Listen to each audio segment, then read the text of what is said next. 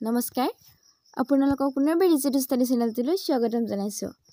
আজিৰ ভিডিঅ'টিত অসম চৰকাৰৰ পৰা মুকলি পাব লগা বিভিন্ন প্ৰতিযোগিতামূলক পৰীক্ষাসমূহৰ লিখিত পৰীক্ষাত হোৱাকৈ আপোনালোকৰ মাজলৈ কেইটামান অতি গুৰুত্বপূৰ্ণ কোৱেশ্চন এনসাৰ লৈ আহিছো। গতিকে আপোনালোকে ভিডিঅ'টো স্কিপ নকৰাকৈ সম্পূৰ্ণৰূপে চাব। আজিৰ ভিডিঅ'টিৰ প্ৰথমটি কোৱেশ্চন হৈছে নৰনাৰায়ণৰ সেনাপতি কোন আছিল? অপশ্যন কেইটিৰ ভিতৰত শুদ্ধ উত্তৰটি হ'ব অপশ্যন নম্বৰ বি চিলাৰায়। মনত ৰাখিব নৰনাৰায়ণৰ সেনাপতি আছিল চিলাৰায়। নেক্সট কুৱেশ্যনটিত আছে অসমৰ কাক লোকপ্ৰিয় বুলি কোৱা হয়? অপশ্যন কেইটিৰ ভিতৰত শুদ্ধ উত্তৰটি হ'ব অপশ্যন নম্বৰ গ গোপীনাথ বৰদলৈক। মনত ৰাখিব গোপীনাথ বৰদলৈক লোকপ্ৰিয় বুলি জনা যায়। নেক্সট কুৱেশ্যনটিত আছে কোন চনত দিহিং পাটকাই বন্যপ্ৰাণী অভয়াৰণ্য হিচাপে ঘোষণা কৰা হৈছিল? অপশ্যন কেইটিৰ ভিতৰত শুদ্ধ উত্তৰটো হ'ব অপশ্যন নম্বৰ এ 2004 চনত। মনত ৰাখিব 2004 চনত দিহিং পাটকাই বন্যপ্ৰাণী অভয়াৰণ্য হিচাপে ঘোষণা কৰা হৈছিল।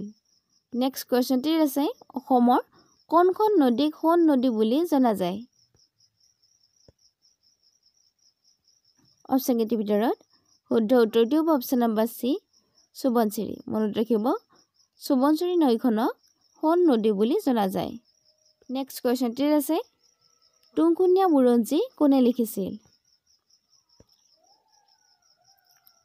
অপশ্যন কেইটিৰ ভিতৰত শুদ্ধ উত্তৰটি হ'ব option number B Srinath Duwara Borbarua. মনত ৰাখিব টুংখুনীয়া বুৰঞ্জীখনৰ লিখক হৈছে শ্ৰীনাথ দুৱৰা বৰবৰুৱা। নেক্সট কুৱেশ্যনটিত আছে কোনজন আহোম ৰজা নৰিয়া ৰজা নামেৰে জনাজাত আছিল? অপশ্যন কেইটিৰ ভিতৰত শুদ্ধ উত্তৰটি হ'ব অপশ্যন নম্বৰ খ স্বৰ্গদেউ চুটিংফা। মনত ৰাখিব স্বৰ্গদেউ চুটিংফাক নৰিয়া ৰজা নামেৰে জনাজাত আছিল। নেক্সট কুৱেশ্যনটিত আছে ব্ৰহ্ম সমাজৰ প্ৰথম অধিৱেশন ক'ত অনুষ্ঠিত হৈছিল? অপশ্যন কেইটিৰ ভিতৰত শুদ্ধ উত্তৰটি হ'ব অপশ্যন নম্বৰ এ কলিকতাত। মনত ৰাখিব ব্ৰহ্ম সমাজৰ প্ৰথমখন অধিৱেশন কলিকতাত অনুষ্ঠিত হৈছিল। নেক্সট কুৱেশ্যনটিত আছে হিউৱেন চাঙে কিমান চনত অসম ভ্ৰমণ কৰিছিল? অৰ্থাৎ হিউৱেন চাঙে কিমান চনত অসম ভ্ৰমণ কৰিবলৈ আহিছিল?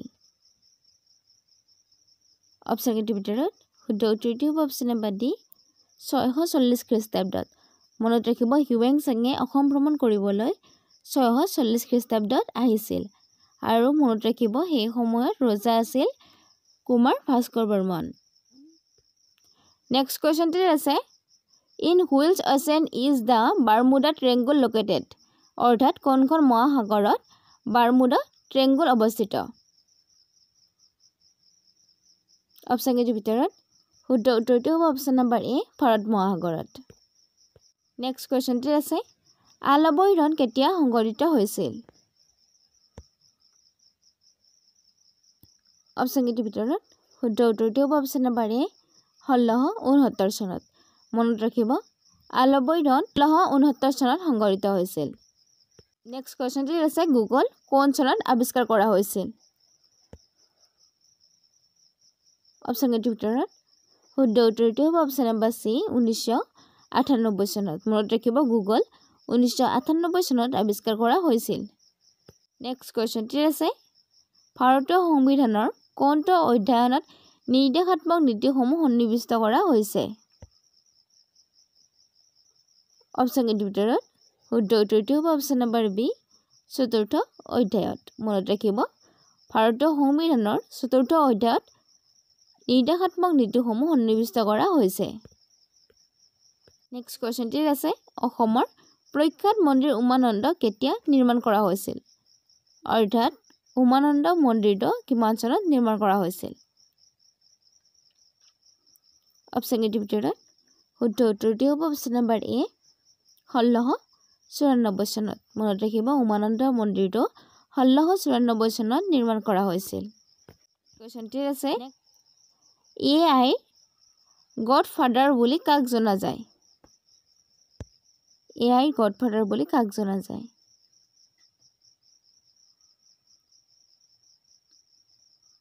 অপশ্যন কেইটিৰ ভিতৰত শুদ্ধ উত্তৰটি হ'ব অপশ্যন নম্বৰ বি গফেৰী হিণ্টন মনত ৰাখিব এআইৰ গডফাদাৰ বুলি গফেৰী হিণ্টনক জনা যায় কোৱেশ্চনটিত আছে মেগাষ্টেনিছৰ বিখ্যাত গ্ৰন্থখনৰ নাম কি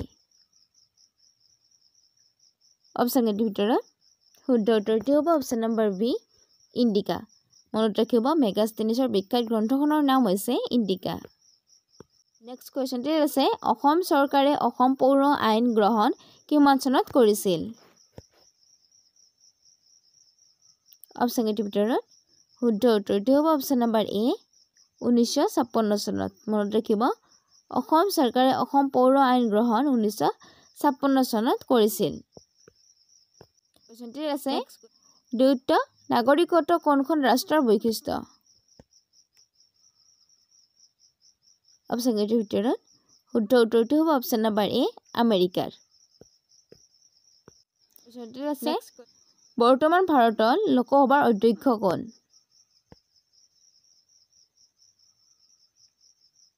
অপশ্যন কেইটিৰ ভিতৰত শুদ্ধ উত্তৰটি হ'ব option number D Om Birla Assam বিধানসভাৰ সদস্যৰ সংখ্যা কিমান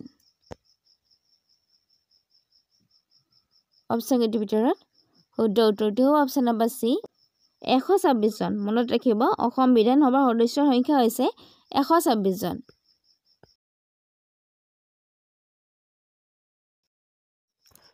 নেক্সট কোৱেশ্চনটিত আছে চন্দ্ৰায়ন 3 ডিৰেক্টৰজনৰ নাম কি অপশ্যন কেইটিৰ ভিতৰত শুদ্ধ উত্তৰটি হ'ব option number D Mohan Kumar মনত ৰাখিব চন্দ্ৰায়ন 3 ডাইৰেক্টৰজনৰ নাম হৈছে মোহন কুমাৰ নেক্সট কোৱেশ্চনটিত আছে ব্ৰিটিছে কেতিয়া কাছাৰ দখল কৰিছিল অপশ্যন কেইটিৰ ভিতৰত শুদ্ধ উত্তৰটি হ'ব অপশ্যন নম্বৰ 3 1832 চনত নেক্সট কোৱেশ্চনটিত আছে অসমৰ কৃষি মন্ত্ৰী কোন বৰ্তমান অসমৰ কৃষি মন্ত্ৰী কোন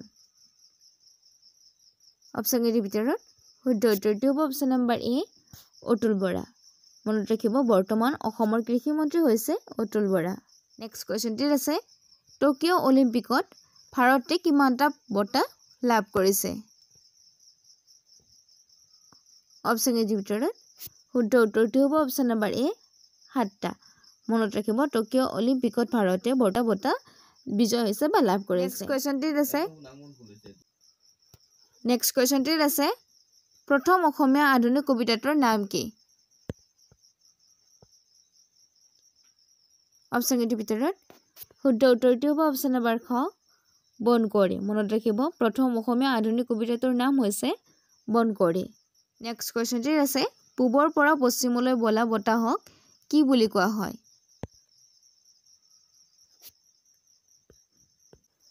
অপশ্যন কেইটিৰ ভিতৰত শুদ্ধ উত্তৰটি হ'ব অপশ্যন নম্বৰ খ কুৰুবা মনত ৰাখিব পূবৰ পৰা পশ্চিমলৈ বলা বতাহক কুৰুবা বুলি জনা যায় বা কোৱা হয় নেক্সট কোৱেশ্চনটিত আছে তলৰ কোনটো সম্প্ৰদায়ে তিজ আৰু তিহাৰ উৎসৱ পালন কৰে